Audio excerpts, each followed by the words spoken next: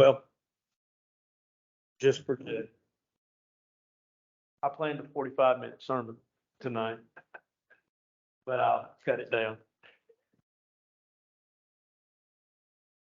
Oh, man, it's good that you can laugh with your congregation, and I appreciate you doing that. It's good that I can laugh with my elders. And I laugh with them, not at the elders.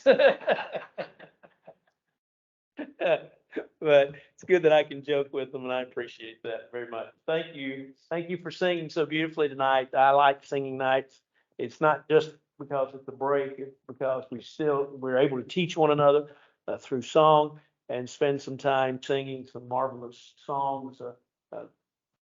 Will the anchor hold? That's Jim said he hadn't led that in a long time. I hadn't heard it in a long time, but I love the song. I've always loved the song. And noticed one song we sang in there when from Brother Brumley, which is actually Brad Brumley, who was dean of students when we were at Freed Hardman's his brother. And so there's some things there that you see people through the years or know the stories, and it's kind of fun to say the least. Let me talk for just a few minutes, if you don't mind. There's a young boy that had trouble going to sleep at night, and his mother would try to get him to go to sleep. And so one of the ways that she tried and seemed to be successful was she kind of made some chants up. And as she made these chants up and kind of in a low tone, she would, through the night, or as she was trying to get him to sleep, she would chant these little chants, and he would eventually drop off to sleep. In his teenage years, he himself began to remember these chants, but he began to draw sort of what you might call cartoon figures.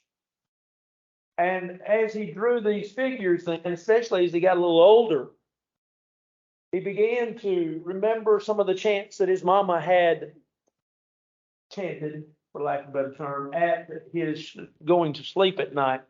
And he began then to match up the pictures. My wife went way ahead of me. He began to match up the pictures, and I hadn't even talked to her, with the chants. His first book, what I saw on, or think I saw it on Mulberry Street, Dr. Seuss, was rejected 27 times before somebody finally said, well, we'll print this. And they did. And I don't know how many books Dr. Seuss eventually wrote, but I would venture to guess that you probably have had a few in your home and have read them to your children, your grandchildren, your nieces, your nephews, whoever. You probably, and if you hadn't, you missed out, because they're really good and they're really entertaining. And there are preachers I know of that preach sermons from Dr. Seuss, but I have not pulled that off yet. Maybe sometime I will, but there are some that have. But the story there of the rejection of the book 27 times reminds me of an adage: be not weary in well doing, for in due season we shall reap if we faint. Sometimes in church work you want to give up, and sometimes you want to throw in a towel, and sometimes it gets old, and sometimes it gets discouraging, and sometimes you just get tired. And sometimes you want to quit. And as you want to quit and give up and throw in the towel, you basically just finally say, I've had enough. I've had enough. I'm finished.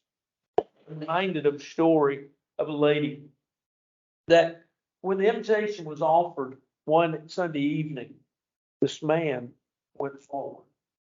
And he went forward in order to be baptized. The lady was wife. She went down and sat beside him, and she was just crying. And he's baptized then for the remission of his sins. She is just boo-hoo. She's crying for all get out. And the preacher, after it was all over, went and put his arm around her and tried to talk to her, was consoling her. And he said, just what's going on? What can I do to help? And she said, first of all, I'm just overjoyed that we've been married for 25 years. And she said, I have prayed for this. I have prayed for this. I have prayed for this. And I am just overjoyed that he has decided to obey the gospel. But she said, you got to know something else that's behind these tears. And he said, what's that? She said, I had decided that today would be my last day to pray for him to be baptized. That I had prayed for this for 25 years, and I just figured that God would just keep answering me no, and I was just getting tired of just feeling that rejection, and so I was going to quit today, my last day. You know, we face those times, we face those struggles, and we face those difficult temptations. But let me encourage you not to grow weary, to not stop, to be steadfast. Paul said, 1 Corinthians 15, unmovable, always abounding in the work of the Lord, for as much as you know that your labor is not in vain. Let me give you an example that your labor is not in vain in the Lord. It happened today here at Charity. Many of you know about this. Some of you don't. But I'm going to tell you about it. The membership committee back, I don't know, a few weeks ago, we got a hold of somebody, got a hold of for us 3 lists of some pods, I guess, or areas that have some of these newer homes in them, and got their names and their addresses. And we wrote those just a nice little note. Hey neighbor, how you doing? Want you to know about River Road Church of Christ. Time of services, just a short little note on the blank notes that we had. We wrote those, and I don't really know, I never counted the number of names that we sent out. But there was one young lady that was here this morning. I got the note, I read it, I wanted to see what it was all about. She was at church this morning. One lady out of a couple of hundred that you sent out, probably maybe not that many, maybe about 100 or so. One lady, one soul, dark with one. Don't be weary in well doing. You never know. You never know what's going to happen.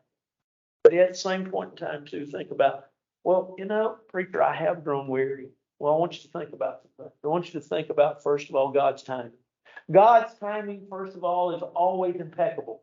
It's always right. He's always on time. He's always at the right time. But his time may not be the same time as your time. His time may not be hitting the mark that you think and that you've set aside. Don't give up. Don't quit. Don't stop. But then also consider, secondly, what's your role in all of this? What's your role in all this? Well, your role, my role, our role is really just to share the truth with others till they listen, till they obey. To pray for them, to pray with them, to teach them, to instruct them, to lead them, to get them connected with people that maybe can teach them if we don't feel comfortable doing that. That's our role. Our role is not to sit and check people off, not to sit and throw people by the wayside. Our role is not to quit. Our role is not to give up. Our role is to continue. We need to remember those two major things. To understand that by and by, we do our part. God will do His. It may take time. It may take a long time. Matter of fact, it will take a long time. Don't think of 1 Corinthians chapter 3, where Paul said, I planted, Apollos watered, God gave the increase, that it happened in a matter of a day or 2 days or 3. It took time. So don't stop. Don't stop. Paul said, wherefore, seeing we have this ministry, let us not grow weary. 2 Corinthians chapter 4, verse 1. Don't stop. Keep going. It'll pay off. This evening, if you need to respond to the Lord's invitation, won't you do so? While together we stand. So.